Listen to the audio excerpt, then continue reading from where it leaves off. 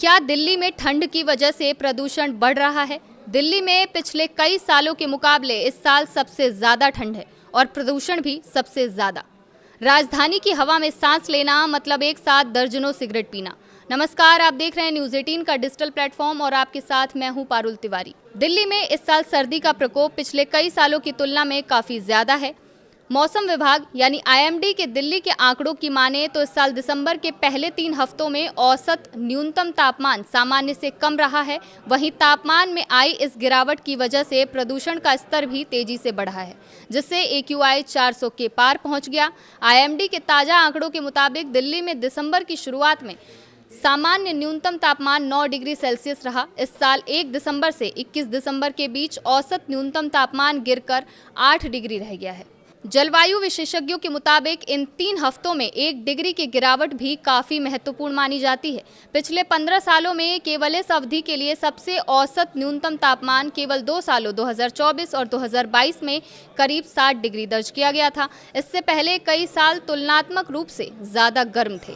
2016 में औसत 9.84 डिग्री, 2013 में 9.91 डिग्री और 2012 में 9.92 डिग्री था। और अब इस साल 2025 के दिसंबर में पिछले सारे रिकॉर्ड टूट चुके हैं। दिल्ली में दिसंबर की शुरुआत में सामान्य न्यूनतम तापमान 9.01 डिग्री सेल्सियस है, लेकिन इस साल 1 दिसंबर से 21 दिसंबर के बीच औसत तापमान 8 डिग्री रह गया है। विशेषज्ञों की माने तो तापमान में गिरावट का दिल्ली के वायु प्रदूषण पर सीधा असर पड़ता है और अक्टूबर से दिसंबर तक के हर दिन के AQI और न्यूनतम तापमान के आंकड़ों के विश्लेषण से पता लगता है कि जैसे जैसे तापमान गिरा, वायु प्रदूषण बढ़ता चला गया।